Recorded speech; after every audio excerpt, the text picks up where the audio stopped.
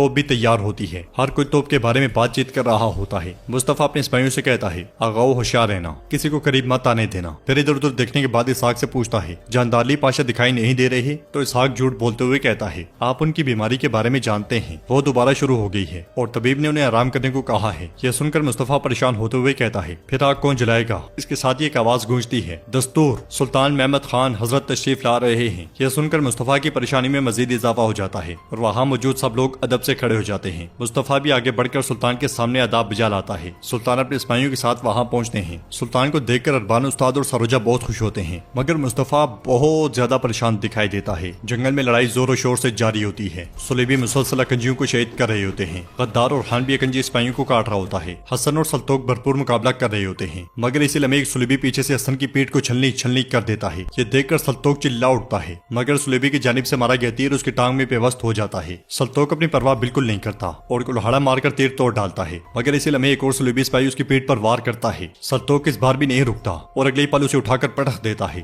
مگر حسن زمین پہ گر جاتا ہے۔ سلطوق ایک کا گلا گھونٹ رہا ہوتا ہے کہ دوسرا اس کی جانب بڑھتا ہے، مگر بالی بھی آگے بڑھتے ہیں اور اس کا پیٹ کاٹ ڈالتے ہیں۔ پھر سلطوق کو حوصلہ دیتے ہوئے کہتے ہیں ہمت رکھو بہادر، ہمت رکھو۔ سلطوق کہتا ہے آپ حسن کے پاس جائیں، حضور وہ ابھی بہت چھوٹا ہے۔ یہ سنتے ساتھ ہی بالی بھی حسن کی جانب بڑھتے ہیں اور راستے میں کئی لاشیں گراتے جاتے ہیں، کبھی خنجر سے اور کبھی تلوار سے، مگر یک کے بعد دیگرے کئی تیر ان کے جسم میں آ لگتے ہیں۔ کوئی تیر بازو پہ، کوئی سینے پہ اور کوئی ٹانگ پہ۔ آخرکار بالی بے بھی گر جاتے ہیں اور کافی دیر تک اٹھنے کی کوشش کرتے کرتے ان کی آنکھیں بند ہو جاتی ہیں۔ دوسری طرف سلطان گھوڑے سے نیچے اترتے ہیں اور توپ کے پاس آنے کے بعد اس کا معائنہ کرتے ہوئے کہتے ہیں یہ مضبوط لگ رہی ہے، آپ کے ہاتھ سلامت رہیں۔ پھر اربان استاد سے پوچھتے ہیں توپ کے گولے بھی تیار ہیں کیا؟ یہ سن کر مومن علی مسکرا دیتا ہے۔ پھر سلطان ادھر ادھر دیکھنے کے بعد اسحاق سے پوچھتے ہیں اسحاق پاشا جاندارلی دکھائی نہیں دے رہا؟ تو اسحاق کہتا ہے آپ ان کی بیماری کے بارے میں تو جانتے ہیں میرے سلطان، وہ کل رات دوبارہ لوٹ آئی، وہ اس لیے نہیں آ سکے۔ سلطان غصے سے کہتے ہیں میرے وزیر اعظم کی حالت کے بارے میں مجھے خبر کیوں نہیں دی گئی؟ جواب میں اسحاق کہتا ہے چونکہ آپ ریاست عالیہ کے معاملات میں کافی مصروف تھے، اس لیے وہ نہیں چاہتے تھے کہ آپ کو خبر دیں۔ سلطان کہتے ہیں دینی چاہیے تھی۔ پھر آگے بڑھتے ہوئے کہتے ہیں چونکہ جاندارلی خلیل پاشا کے نصیب میں یہ نہیں لکھا تھا۔ یہ کہتے ساتھ ہی سلطان مشعل اٹھا لیتے ہیں۔ کارا مصطفیٰ بھی سلطان کے ساتھ ساتھ چلتا ہے۔ سلطان مزید کہتے ہیں اب پہلی آگ۔ یہ کہتے ساتھ ہی سلطان مشعل توپ کے قریب کرتے ہیں، مگر ایک دم سے رکتے ہوئے کہتے ہیں مومن علی تو کیا تم چاہتے ہو کہ تمہیں پہلا تحفہ دیا جائے؟ تو تم اسے پہلی بار کی آگ لگاؤ گے۔ یہ سن کر سب بہت خوش ہوتے ہیں اور مومن علی مشعل تھام لیتا ہے۔ پھر سلطان کے اشارے پر وہ توپ کی جانب بڑھتا ہے۔ ادھر ہم دیکھتے ہیں کہ جنگل میں لاشیں ہی لاشیں پڑی ہوتی ہیں، صلیبیوں کی اور اکنجیوں کی، اور ہان تلوار لیے آگے بڑھتے ہوئے بالی بے کے پاس آتا ہے۔ پھر کہتا ہے تمہاری وجہ سے میں نے تخت کھو دیا، اب اس کا حساب چکانے کا وقت آ گیا ہے بالی۔ دوسری طرف فرانکس جاندارلی سے کہتا ہے ہم اسے کبھی نہیں بھولیں گے خلیل پاشا۔ تو جاندارلی پوچھتا ہے کیا تمہیں واقعی اتنا خون بہانے کی ضرورت تھی؟ جواباً فرانکس کہتا ہے آپ کو بھی شہزادی مارا کو اتنے آدمیوں کے ساتھ لانے کی ضرورت نہیں تھی۔ جاندارلی کہتا ہے اگر تم تھوڑی دیر انتظار کرتے تو میں راستے میں ان سے چھٹکارا پا لیتا۔ اس پر فرانکس کہتا ہے جو ہونا تھا ہو گیا، ہم اسے بدل نہیں سکتے۔ جاندارلی پوچھتا ہے قلعے کے قریب موجود اکنجیوں کا کیا بنا؟ تو فرانکس کہتا ہے خلیل پاشا مجھے بہت دیر سے پتا چلا کہ آپ آ رہے ہیں، میں نے وہاں خبر بھیجی ہے، امید ہے کہ وقت پر پہنچ جائے گی۔ جاندارلی غصے سے کہتا ہے اگر بالی صاحب مر جاتے ہیں تو تمہیں بھاری قیمت ادا کرنی پڑے گی۔ مارا خاتون ایک سربیا کی شہزادی ہیں اور تمہارے شہنشاہ کے خاندان سے ہیں، اس لیے ہمیں فرق نہیں پڑتا، لیکن اگر کوئی عثمانی اکنجی سردار مرا تو تم نے جو دیواریں بنائی ہیں وہ تمہاری حفاظت کے لیے کافی نہیں ہوں گی۔ فرانکس کہتا ہے لیکن میں نے سنا ہے کہ آپ کے بالی بے کے ساتھ معاملات ٹھیک نہیں ہیں۔ جواباً جاندارلی کہتا ہے ہم اپنے معاملات خود سنبھال سکتے ہیں، ہمیں تمہاری مدد کی ضرورت نہیں ہے۔ اگر تمہارا ایلچی وقت پر نہیں پہنچ پاتا یا راستے میں اسے کچھ ہو جاتا ہے، یا اگر تمہارے سپاہی تمہارے بھیجے گئے حکم کی اطاعت نہیں کرتے تو میں تمہیں ڈھونڈ نکالوں گا اور آخری چارہ جو تم دیکھو گے وہ میرا ہوگا۔ یہ کہتے ساتھ ہی جاندارلی جانے لگتا ہے تو حمزہ کہتا ہے ہم اس پر متفق نہیں ہوئے تھے، ہم بالکل اس پر متفق نہیں ہوئے تھے۔ جاندارلی اس کی بات کا جواب دیے بغیر چلا جاتا ہے۔ ادھر سلطان کہتے ہیں یہ ہمارے لیے خیریت کا باعث ہو، یہ خوشیاں لائی، چلو بسم اللہ۔ یہ سنتے ساتھ ہی مومن علی مشعل توپ کے قریب کرتا چلا جاتا ہے۔ سلطان بے چین اور مصطفیٰ پریشان دکھائی دیتا ہے۔ سلطان سمیت سب لوگ توپ کے پاس موجود ہوتے ہیں۔ مومن علی ہاتھ میں مشعل اٹھائے کھڑا ہوتا ہے۔ سلطان اس سے کہتے ہیں خیر کا سبب بنے، بخت کا وسیلہ بنے، شاباش بسم اللہ۔ جیسے جیسے آگ توپ کے قریب ہوتی ہے تو کارا مصطفیٰ کی پریشانی بڑھتی چلی جاتی ہے۔ دوسری طرف ارحان زخمی بالی بے کے پاس کھڑا ہوتا ہے اور کہتا ہے عاجز بالی، تمہیں وہی انجام ملا جس کے تم مستحق تھے۔ چلو جسے تم سلطان کہتے ہو اور جس کے زیر سائے تم نے پناہ لی ہے، وہ نادان محمد آئے اور تمہیں بچا لے۔ بالی بے اٹھنے کی بھرپور کوشش کرتے ہیں مگر اٹھ نہیں پاتے۔ ایک گھڑ سوار وہاں پہنچتا ہے۔ ارحان جیسے ہی بالی بے کو مارنے لگتا ہے تو مارٹن اس کا ہاتھ پکڑ لیتا ہے اور اشارے سے ارحان کو آیا ہوا قاصد دکھاتا ہے۔ دوسری طرف مومن علی توپ کو آگ لگا دیتا ہے۔ یہ دیکھ کر سب کانوں پر ہاتھ رکھ لیتے ہیں۔ کچھ دیر کے انتظار کے بعد توپ میں سے گولا نہیں نکلتا۔ یہ دیکھ کر سب حیران و پریشان ہو جاتے ہیں۔ جاتے ہیں اور سلطان اربان استاد سے پوچھتے ہیں، اربان استاد یہ کیسی صورتحال ہے،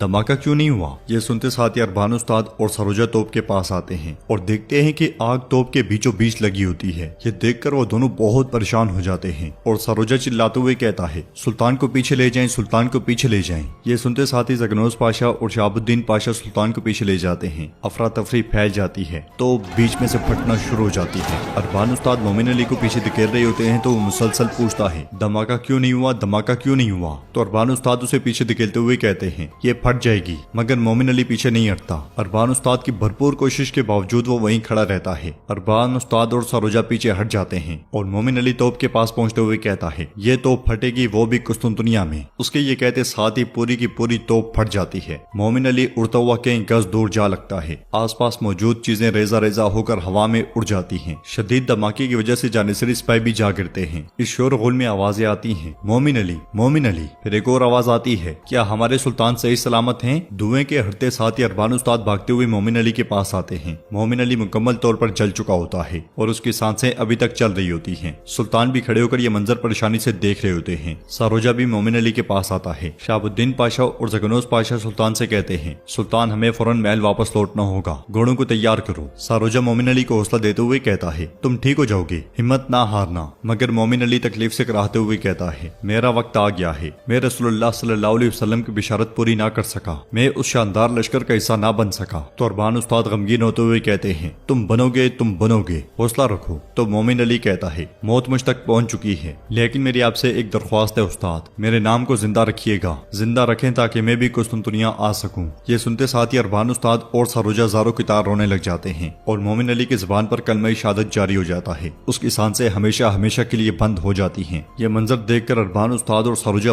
بہت زیادہ روتے ہیں۔ اربان استاد کہتے ہیں، نہ جاؤ نہ جاؤ، برائے کرم علی نہ جاؤ، مگر مومن علی جا چکا ہوتا ہے۔ اربان استاد روتے ہوئے کہتے ہیں، میں تم پر قربان ہو جاؤں۔ شہاب الدین پاشا اور زگنوز پاشا سلطان کو لے کر گھوڑا گاڑی کی جانب بڑھتے ہیں تو سلطان رکتے ہوئے کہتے ہیں، ایسا کیسے ہو سکتا ہے، یہ توپ ہماری سب سے بڑی توپ تھی، یہ ہماری سب سے بڑی امید تھی۔ تو شہاب الدین پاشا کہتے ہیں، میرے سلطان ہم سنبھال لیں گے۔ سلطان چلاتے ہوئے کہتے ہیں، ایسا نہیں ہو سکتا۔ زگنوز پاشا کہتے ہیں، آپ کا محل چلے جانا مناسب رہے گا سلطان، مگر سلطان کہتے ہیں، میں نہیں جاؤں گا۔ یہ سن کر زگنوز پاشا سلطان کو پیچھے کرتے ہوئے کہتے ہیں، برائے کرم آپ کی حفاظت اس وقت سب سے زیادہ اہم ہے، چلیں پہلے محل چلتے ہیں۔ تو سلطان کہتے ہیں، ہر کوئی میرے سامنے ہر ایک کو پیش کرو، میں سب کا احتساب کروں گا۔ وہ دونوں آگے بڑھ کر سلطان کو گھوڑے پر بٹھا دیتے ہیں اور سلطان شدید غصے میں وہاں سے روانہ ہو جاتے ہیں۔ سلطان کے جانے کے بعد زگنوز پاشا اور شہاب الدین پاشا پریشانی کے عالم میں ہر طرف دیکھتے ہیں۔ جانصری اور لوگ زخمیوں کی مدد کر رہے ہوتے ہیں۔ کارا مصطفیٰ بھی ان کے ساتھ ہوتا ہے۔ دوسری طرف قاصد کو سننے کے بعد اورحان کہتا ہے، یہاں تک آنے کے بعد میں انہیں زندہ نہیں چھوڑ سکتا۔ یہ کہتے ساتھ ہی وہ بالی بے کی جانب بڑھنے لگتا ہے تو مارٹن اس کا راستہ روک لیتا ہے۔ ہم حکم کی پیروی کرتے ہیں۔ جواباً اورحان کہتا ہے، میرے راستے سے ہٹ جاؤ، مجھے اپنا ادھورا کام مکمل کرنا ہے۔ مگر مارٹن نہیں ہٹتا اور اس سے کہتا ہے، ہم اپنے جذبات کے مطابق نہیں بلکہ احکامات کے مطابق پیش قدمی کرتے ہیں۔ فرانکس کا حکم ہے، ہم انہیں قتل نہیں کریں گے۔ یہ سنتے ساتھ ہی اورحان غصے میں چلا جاتا ہے۔ دوسری طرف حمزہ جاندارلی کے پاس آتا ہے اور اسے کھانا کھاتا ہوا دیکھ کر پوچھتا ہے، کیا یہ کھانے کا وقت ہے پاشا؟ ہم نے مارا خاتون کو بازنطینیوں کو کیوں دیا؟ کیا آپ بازنطینیوں کے ساتھ امن قائم کرنے کے خلاف نہیں تھے؟ ہم نے مارا خاتون کو بازنطینیوں کے حوالے کر دیا ہے۔ اگر سلطان معظم نے یہ سن لیا تو کیا وہ اپنی پوری طاقت کے ساتھ ان پر حملہ نہیں کریں گے؟ تو جاندارلی کہتا ہے، جب اس کے بابا کی امانت بازنطینیوں کے پاس ہوگی تو وہ کچھ بھی نہیں کر سکتا، وہ بازنطین کی جانب پیش قدمی نہیں کر سکتا۔ یہ سن کر حمزہ پوچھتا ہے، اچھا تو بالی صاحب کے بارے میں کیا خیال ہے؟ کیا ہم نے انہیں زندہ چھوڑنے پر اتفاق کیا تھا پاشا؟ تو جاندارلی اسے اپنے پاس بٹھا کر کھانا پیش کرتا ہے۔ حمزہ کہتا ہے، مجھے مت روکو پاشا، اگر بالی صاحب وہاں سے بچ گئے تو وہ تمہیں جینے نہیں دیں گے۔ یہ سن کر جاندارلی کہتا ہے، تم بہت زیادہ بولتے ہو، فکر نہ کرو، بالی اپنا اکنجی سردار رہا اور نہ اس کی کوئی ساکھ بچی ہے۔ اس پر حمزہ کہتا ہے، ایک طرف تم اسے قتل نہ کرنے کو کہتے ہو اور دوسری طرف کہہ رہے ہو کہ اس کی کوئی ساکھ باقی نہیں بچی، اور تم نے ہی مجھے رومیلیا کی سرداری دینے کا وعدہ کیا تھا، میں اب کس بات پر یقین کروں پاشا؟ تو جاندارلی کہتا ہے، قتل نہ کرنے والا حصہ عزت کے لیے ہے، ایک عظیم ترکمان سردار کا اس طرح چلے جانا بالکل مناسب نہیں ہے، اور جہاں تک ساکھ کی بات ہے، مٹھی پر ڈاکوں سے قائم ہونے والی حصات کی حفاظت نہ کر پانے والے ایک اکنجی سردار کی سلطان محمد کی نظر میں کوئی عزت باقی نہیں رہے گی۔ حمزہ پوچھتا ہے، کیا یہ تمہیں بچوں کا کھیل لگ رہا ہے جاندارلی؟ میں نے اس کی عزت ختم کرنے کے لیے مارا خاتون کو ان کے حوالے کر دیا اور ساتھ ساتھ میرے ہمراہ تمام جنگجو مارے گئے اور میں اکیلا زندہ رہ گیا، کیا ہمارے سلطانی سے معاف کریں گے؟ جواباً جاندارلی کہتا ہے، میرا خیال ہے تم بھول گئے ہو، میں وزیر اعظم جاندارلی خلیل پاشا ہوں۔ حمزہ، رومیلیا کی سرداری آپ کو مبارک रखो, बाली के बारे में मत सोचो और खाना खाओ। दूसरी तरफ सबके जाने के बाद हसन को होश आ जाता है। वो करीबी में बालीबे को देखकर तलवार के सहारे उठता है। हसन बालीबे को उठाते हुए कहता है, हुजूर हौसला रखें, मैं यहाँ हूँ, हमें अकेला छोड़कर ना जाएं। तो बालीबे कहते हैं, हसन तुम मेरा इंतकाम लोगे। मगर हसन कहता है, मदद जल्दी पहुँच जाएगी, हौसला रखें। जवाबन बालीबे कहते हैं, हसन तुम जाओ, तुम उनके पीछे जाओ, वो जरूर लिकिया के लिए गए होंगे, उनका पीछा करो, हमारे बहादुर जल्दी पहुँच जाएंगे, मैं उन्हें तुम्हारे पीछे भेज दूंगा। ये सुनते साथ ही हसन उठ खड़ा होता है। वो बालीबे को छोड़कर जाना तो नहीं चाहता मगर हुक्म की तामील करते हुए चल पड़ता है। आगे बढ़ते हुए वो सल्तोक को देखता है तो भागता हुआ उसके पास जाता है। वो उसे हौसला देते हुए कहता है, हुजूर हौसला रखें, मैं आ गया हूँ। हसन को सही सलामत देखकर सल्तोक बहुत खुश होता है और हसन कहता है, मदद जल्दी पहुँच जाएगी। ये कहते साथ ही वो आगे बढ़ता है और घोड़े पर सवार होकर रवाना हो जाता है। अदरनी में सब लोग सुल्तान के सामने खड़े होते हैं। सुल्तान कहते हैं, मेरी आंखों में देखें और जवाब दें, खामोश खड़े ना हूँ। क्या मैंने आपको तजुर्बा और हिसाब किताब करने को नहीं कहा था? ये तोप गोले को फायर करने से पहले कैसे फट सकती है? बताओ मुझे बताओ। तो अरबान उस्ताद कहते हैं, मेरे सुल्तान खुदा गवाह है कि हम भी समझ नहीं सके, मैंने जाती तौर पर हर एक चीज की देखभाल की थी। सुल्तान चिल्लाते हुए कहते हैं, यकीनन आपको देखना चाहिए था अरबान, मैंने क्यों किसी को इतनी अहमियत नहीं दी? तो अरबान उस्ताद कहते हैं, उसमें कोई गलत नहीं था, मैंने हर चीज का कितनी बार मुआयना किया। सुल्तान कहते हैं, फिर ऐसा कैसे हुआ अरबान, हमें ऐसा तजुर्बा क्यों हुआ, बताओ मुझे। साथ ही सुल्तान सारोजा के पास जाकर कहते हैं, चलो अरबान उस्ताद से तो लापरवाही होगी, तुम बताओ सारोजा, तुमने लातादाद तोपों के गोले बनाए, तुमने अपनी जिंदगी इसके लिए वक्फ कर दी, ऐसा कैसे हो गया? तुम ऐसी गलती कैसे कर सकते हो? इसका एहतसाब कौन करेगा? तो सारोजा कहता है, मेरे सुल्तान, हमने तोप को साबित कदमी के साथ महफूज तरीके से पहुंचा दिया। जानिसरी तोप की देखभाल कर रहे थे, हमने सिर्फ मेहनत की। फिर अरबान उस्ताद कहते हैं, मेरे सुल्तान, हमने पसीना बहाया और दिन रात काम किया, हमारा वाहिद मकसद इस तोप से गोले को बरसाना था। सुल्तान गरजते हुए कहते हैं, बस बहुत हुआ, खामोश, मुझे कहानियां ना सुनाओ अरबान, अपनी गफलत की वजह से आपने एक उस्मानी ख्वाब की अजमत को दागदार कर दिया, दुश्मनों के दिलों में फैलने वाले खौफ को आपने रोक दिया। तुम्हें अंदाजा भी नहीं कि तुमने क्या किया। मैंने तुम पर मुकम्मल एतमाद किया, मैंने अपने सबसे बड़े ख्वाब में तुम्हें बराबर का शरीक किया और तुमने क्या किया? तुमने एक अजीम मिल्लत की फतह के ख्वाबों में रुकावट डाली, तुमने कुछ दुनिया को फतह करने के ख्वाब देखने वाले दिलों में ना उम्मीदी के बीज बोई। शर्म की बात है अरबान, शर्म की बात है। सुल्तान की बातें सुनकर अरबान उस्ताद को बहुत दुख होता है और सुल्तान चले जाते हैं। अरबान उस्ताद को गमगीन देखकर सारोजा को भी बहुत दुख होता है। तो नाज़रीन, इसके साथ ही एपिसोड भी इख्तिताम पजीर होती है। अगर आपको वीडियो पसंद आई तो वीडियो को लाइक करें, चैनल को सब्सक्राइब करें और बेल आइकन पर लाजमी से क्लिक कर दें। इंशाल्लाह मिलते हैं नेक्स्ट वीडियो में, तब तक के लिए रखें अपना और अपनों का बहुत ज्यादा ख्याल। अल्लाह निगहबान। अस्सलामुअलैकुम नाज़रीन, इस एपिसोड की शुरुआत में हम देखते हैं अदरनी में सुल्तान ज़गनौस पाशा के साथ मौजूद होते हैं और नक्शे को देखते हुए कहते हैं, मोहतरम अयूब अंसारी, जिन्होंने खैबर की नाकाबिले तस्खीर दीवारों को अपने मुजाहिदीन साथियों के साथ मस्मार कर दिया था, उन दीवारों के ऐन सामने तशरीफ लाई। फिर खड़े होकर आगे बढ़ते हुए कहते हैं, जब मुसलमान माजी के बारे में जानने के लिए तारीख पढ़ते हैं तो वो हमेशा पीछे रह जाते हैं, लेकिन जब वो तारीख को मुस्तकबिल की तामीर के लिए सबक के तौर पर पढ़ते हैं तो उन्होंने तारीख को भी नई शक्ल दी। सुल्तान को नक्शे में खोया हुआ देखकर ज़गनौस पाशा पूछते हैं, आप क्या ढूंढ रहे हैं? तो सुल्तान कहते हैं, इस्लामी लश्कर ने रसूलुल्लाह सल्लल्लाहु अलैहि वसल्लम की बिशारत हासिल करने के लिए कुस्तुनतुनिया को घेरे में ले लिया। सफाई, नज़्म ज़ब्त और निज़ाम, जहाँ कैंपों में लाखों फौजी इकट्ठे होते हैं वहाँ वबाई बीमारियां नागुज़ीर हैं। सबसे अहम बात यह है कि हमने इख्तिताम को बचाया। जहानत, अचानक छापों से तबाहशुदा बहरी बेड़े, फौजियों का गिरना और फौजी हिकमत अमली का राब्ता खत्म होना, ये सब पीछे से आने वाली मदद की वजह से है। बहरिया की हिफाजत और गैलीपोली के दहाने की निगरानी। तो ज़गनौस पाशा कहते हैं, अब वो हिंगरी और रज से ताउन हासिल करेंगे। जर्मन कहते हैं कि वो अपनी मुसीबत में हैं। वराना के बाद फ्रांसीसी और अंग्रेज काफिरों ने आपके सामने आने की हिम्मत नहीं की। एक ही इम्कान बाकी रह गया है, पोप और लातीनी। नाजरीन, इसके बाद हम देखते हैं कि जंगल से जानदारली सुलेमान पाशा और सिपाहियों के साथ आगे बढ़ रहा है। सुलेमान पाशा कहता है, हम उस किले से पीछे नहीं हटने वाले थे पाशा, हम दोगान और उसके आस पास वालों को तलवार से मारने जा रहे थे। तो जानदारली उससे कहता है, क्या दोगान काफिर है जिसे तुम अपनी तलवार से मारोगे सुलेमान पाशा? जवाबन सुलेमान कहता है,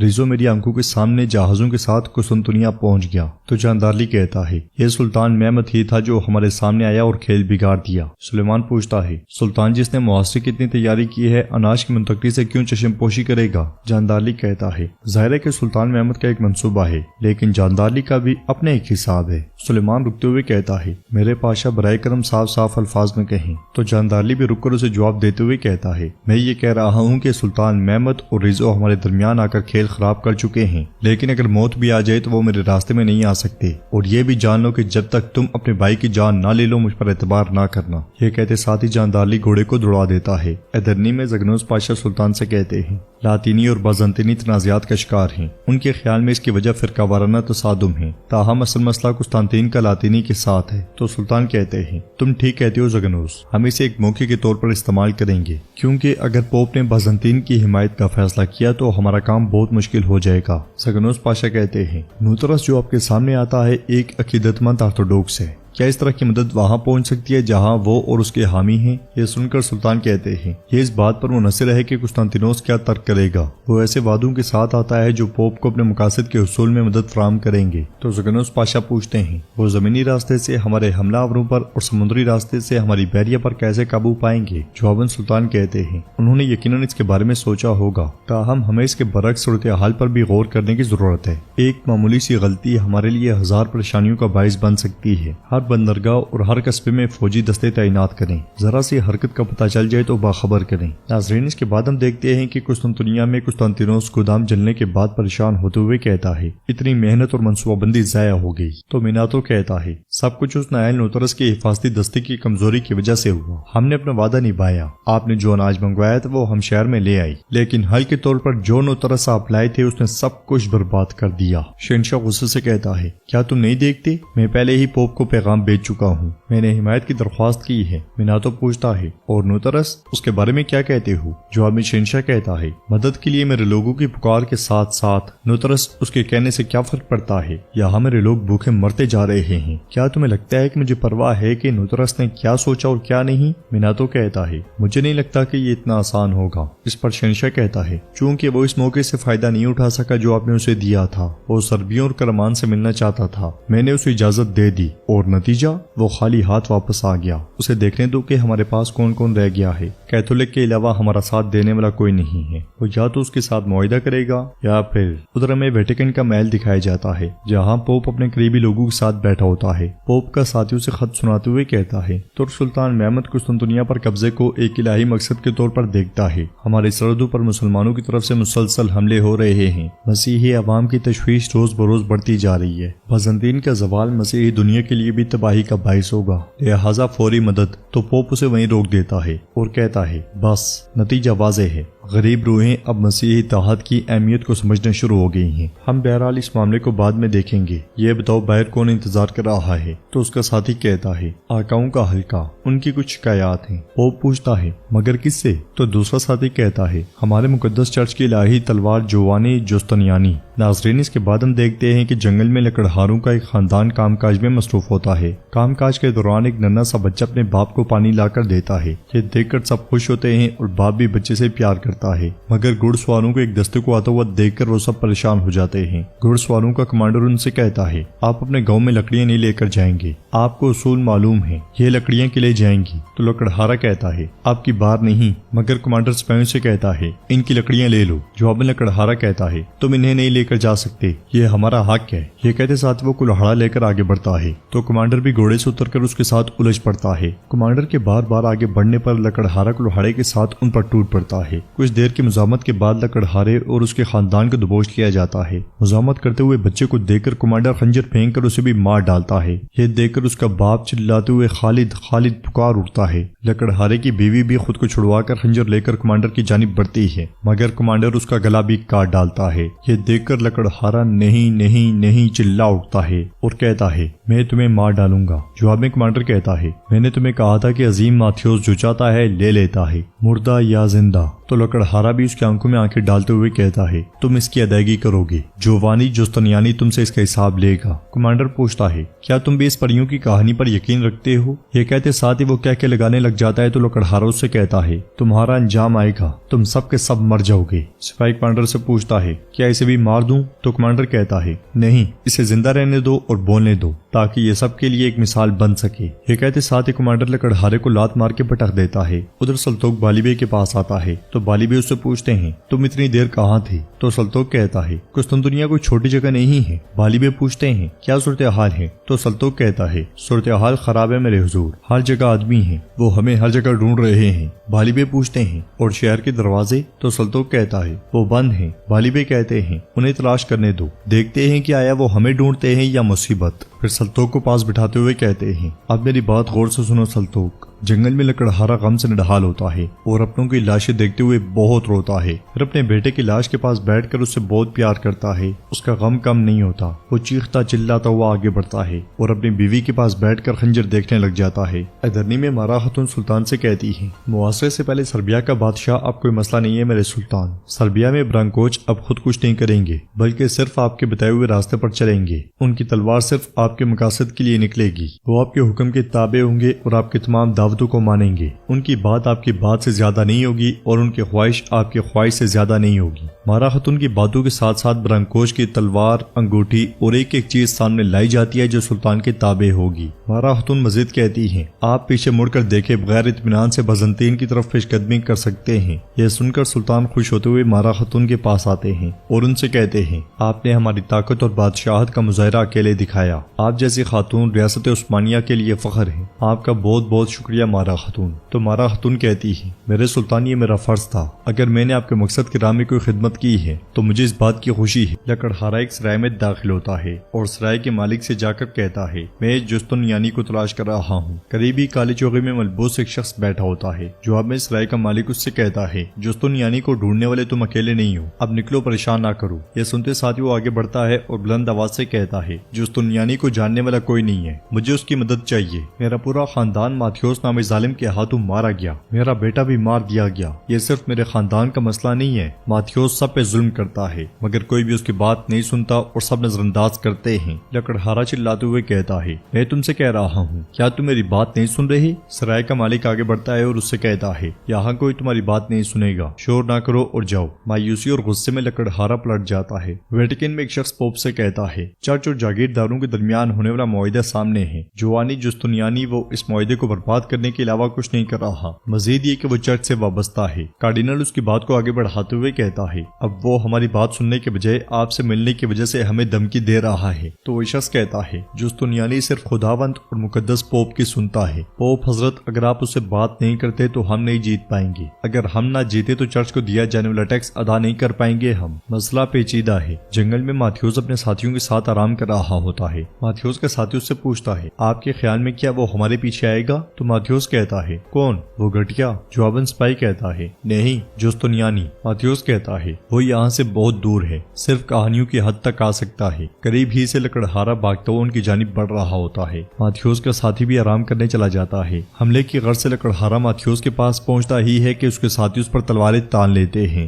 لکڑہارے کو دیکھ کر ماتھیوس کہتا ہے جذباتی بچہ بدلہ لینے آیا ہے، مجھ سے کیا تم اتنے ناراض تھے؟ لکڑہارا غصے سے کہتا ہے گھٹیا کتے۔ یہ کہتے ساتھ وہ ماتھیوس کے منہ پہ تھوک دیتا ہے۔ تو ماتھیوس کہتا ہے کیا نام تھا اس کا؟ ہاں یاد آیا، جوانی جستنیانی۔ فکر نہ کرو، تم اسے دیکھنے سے پہلے مر جاؤ گے۔ ماتھیوس اشارہ کرتا ہے، اس کا ساتھی تلوار فضا میں بلند کرتا ہے مگر ایک تیر اس کے سر سے آر پار ہو جاتا ہے۔ یہ دیکھ کر ماتھیوس بھی ڈرتے ڈرتے کھڑا ہوتا ہے اور کہتا ہے کیا ہو رہا ہے؟ کون ہے وہاں؟ اس کے ساتھی اس کے سپاہیوں پر اندھا دھند تیر برسنے شروع ہو جاتے ہیں۔ لکڑہارا بھی بھاگ کے چھپ جاتا ہے۔ ماتھیوس کے آگے پیچھے موجود سپاہی مرتے ہی چلے جاتے ہیں۔ اس کا ایک ساتھی لکڑہارے کو جا پکڑتا ہے مگر وہ بھی مارا جاتا ہے۔ خوف سے کانپتا ہوا ماتھیوس چلاتے ہوئے کہتا ہے کون ہو تم؟ کون ہو تم؟ گھڑ سواروں کا ایک بڑا دستہ اس کی جانب بڑھتا ہے۔ کچھ سپاہی آگے بڑھ کر ماتھیوس پر تلواریں تان لیتے ہیں۔ یہ دیکھ کر لکڑہارا بھی سکا سانس لیتے ہوئے آگے بڑھتا ہے تو ناظرین یہ حملہ کرنے والا جستنیانی ہوتا ہے جو گھوڑے سے اترنے کے بعد بڑی شان و شوکت سے آگے بڑھتا ہے،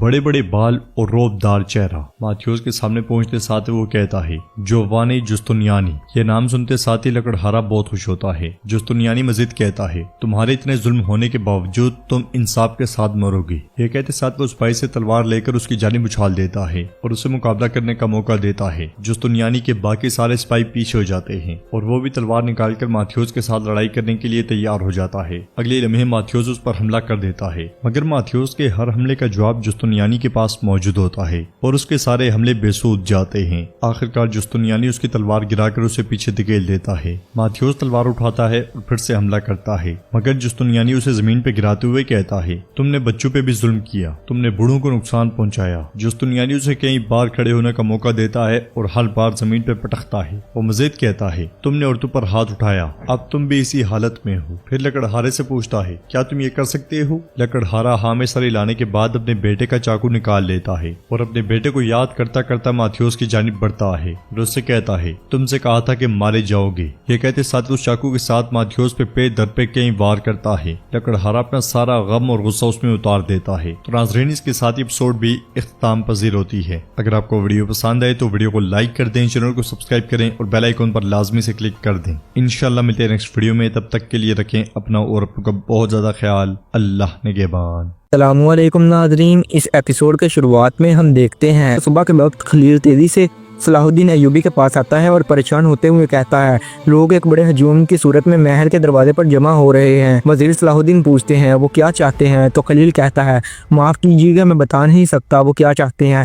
وزیر صلاح الدین کے دوبارہ پوچھنے پر وہ کہتا ہے وزیر کا سر قلم کرنا چاہتے ہیں۔ یہ سن کر وزیر صلاح الدین جیسے ہی اٹھتے ہیں تو مہدود کہتا ہے تم رک جاؤ صلاح الدین۔ صلاح الدین کہتے ہیں میں کیسے رکوں شہزادے، کیا تم نے سنا نہیں؟ مہدود کہتا ہے میں نے سنا اس لیے کہہ رہا ہوں، کھڑکی سے باہر بھی اپنا سر مت نکالنا۔ قاضی فاضل کہتے ہیں شہزادے مہدود کی بات درست ہے، آپ کی حفاظت کے لیے یہ زیادہ مناسب ہے وزیر۔ مہدود کہتا ہے محل کے دروازے پر کھڑے ہو کر وزیر کے سر کا مطالبہ کرنے کا کیا مطلب ہے، ہم انہیں دکھائیں گے۔ یہ کہتے ساتھ ہی مہدود بائبورا کے ساتھ چلا جاتا ہے۔ باہر نذیر اپنے آدمیوں کے ساتھ سپاہیوں پر حملہ کر دیتا ہے، سپاہی محل کی جانب بڑھنے سے انہیں روک رہے ہوتے ہیں۔ اسی لمحے مہدود وہاں پہنچ جاتا ہے اور یہ منظر دیکھ کر بائبورا سے کہتا ہے محل کے سپاہیوں کو نظم و ضبط کو ترتیب دو، انہیں ہر حال میں نظم و ضبط برقرار رکھنا چاہیے۔ یہ سنتے ساتھ ہی بائبورا سپاہیوں کو بھیج دیتا ہے اور کہتا ہے خلیفہ کی طرف سے بوئے گئے اختلاف کے بیڑ ایک بے درد سانپ کی طرح محل کے دروازے تک پہنچ آئے ہیں۔ تو مہدود کہتا ہے اس فساد کی جڑ خلیفہ کے محل میں ہے اور ہم جڑ اکھاڑ پھینکیں گے انشاءاللہ۔ باہر کی آوازیں سن کر اندر خلیفہ رقیب سے کہتا ہے رقیب کیا تم آوازیں سن رہے ہو؟ تو رقیب کہتا ہے اب اپنے کانوں کو فتح کی آوازیں سننے کا عادی بنائیں گے، اس کا وقت آ گیا ہے محترم خلیفہ۔ خلیفہ کہتا ہے وہ خطبہ نہیں پڑھنے دیا جائے گا۔ باہر بائبورا قاہرہ کے سپاہیوں سے کہتا ہے چلو بیڑیوں کو دور رکھو۔ یہ سنتے ساتھ ہی وہ سپاہی آگے بڑھتے ہیں اور نذیر کے سپاہیوں کے ساتھ شامل ہو جاتے ہیں۔ اس منظر کو دیکھ کر بائبورا کہتا ہے کہاں جا رہے ہو؟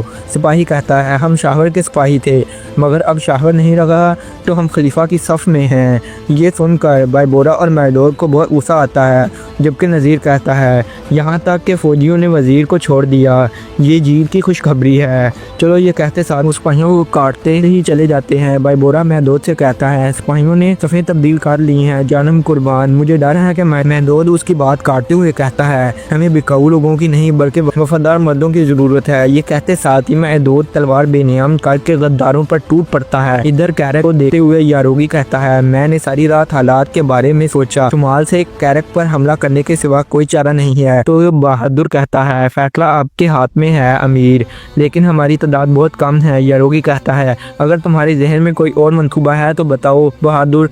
بہادر کہتا ہے اگر ہم قاہرہ جا کر مدد طلب کریں، مگر یاروگی کہتا ہے ہم یہ معاملہ خود حل کریں گے، میں صلاح الدین کے آدمیوں کو موت کے منہ سے بچا کر ہی قاہرہ لوٹوں گا، سپاہیوں کو تیار کرو۔ اسی لمحے بالیان کو محل میں جاتا دیکھ کر یاروگی کہتا ہے یہ بالیان ہے صلاح الدین ایوبی کا کافر دوست، ہم انتظار کرتے ہیں اور دیکھتے ہیں کہ کیا وہ اس تخت کا حقدار ہے جس پر وہ صلاح الدین کی بدولت بیٹھا ہے۔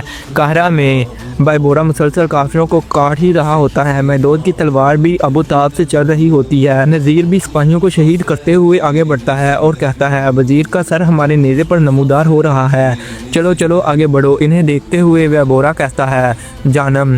مہدود کہتا ہے ہم نے حق کی خاطر جو راستہ اختیار کیا، حق ہماری حفاظت کرے گا۔ بائبورا ہم پہلے کب راستے سے پیچھے ہٹے تھے کہ اب پیچھے ہٹیں گے؟ اسی لمحے وہ غلام جو رقیف کی طرف ہو گئے تھے تلوار اٹھائے وہاں پہنچتے ہیں اور بلند آواز سے کہتے ہیں وزیر صلاح الدین کے لیے تاج رقیف کی غداری آشکار ہو چکی ہے، ہم وزیر صلاح الدین کے لیے یہ لڑنے آئے ہیں۔ یہ کہتے ساتھ ہی وہ لڑائی میں کود پڑتے ہیں۔ انہیں دیکھ کر بائبورا اور مہدود بہت خوش ہوتے ہیں، جبکہ نذیر پیچھے ہٹتے ہوئے کہتا ہے لعنتی غلاموں۔ مہدود کہتا ہے یہ آنے والے ہمارے رب کی طرف سے ہماری مدد ہے۔ یہ کہتے ساتھ ہی بائبورا کے ساتھ غداروں کو کاٹنے لگ جاتا ہے۔ کیرک کے قلعے میں میلا بالیان سے کہتی ہے ہم آپ کی سامن کا حق کیسے ادا کریں بالیان؟ تو بالیان کہتا ہے سب سے پہلے ہماری مشترکہ دشمن خاص طور پر شیطلیون۔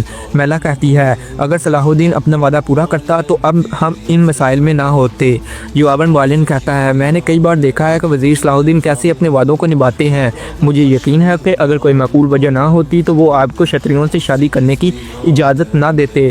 میلا پوچھتی ہے میں تمہارے لیے کیا کر سکتی ہوں بالیان؟ تو بالیان کہتا ہے میں نے سلطان نور الدین سنگی سے ایک معاہدہ کیا ہے، مجھے کسی ایسی معلومات کی ضرورت ہے جو شتلیون کی طاقت کو توڑ دے۔ میلا کہتی ہے میں سمجھ نہیں پائی، کیا تمہارا مطلب مسلمانوں کے ساتھ تعاون کرنا ہے کہ میرا قلعہ ان کے حوالے کر دیا جائے؟ بالیان کہتا ہے تمہیں حقائق کو دیکھنا چاہیے، ممالک نے تمہیں بہت عرصہ پہلے اپنی نظروں سے گرا دیا ہے، بدقسمتی سے تمہارا قلعہ اب تمہارا نہیں ہے بلکہ شتلیون کا ہے۔ کم از کم اب سلطان نور الدین زنگی کی حمایت کے بغیر نہ تم کیرک میں رہ سکتی ہو اور نہ میں ایبلن میں، لہذا تم جو بھی معلومات دو گی وہ شتلیون سے چھٹکارا پانے کی طرف پہلا قدم ہوگی، اچھی طرح سوچو۔ میلا یہ سنتے ہوئے سوچ میں پڑ جاتی ہے۔ تو ناظرین ایپیسوڈ کا اختتام ہوتا ہے۔ آپ کو ایپیسوڈ کیسی لگی کمنٹ باکس میں رائے ضرور بتائیں، ہماری ویڈیو کو لائک کریں، اگر آپ نے چینل کو سبسکرائب نہیں کیا تو سبسکرائب لازمی سے کر لیں۔ ملتے ہیں نیکسٹ ویڈیو میں، تب تک کے لیے اللہ حافظ۔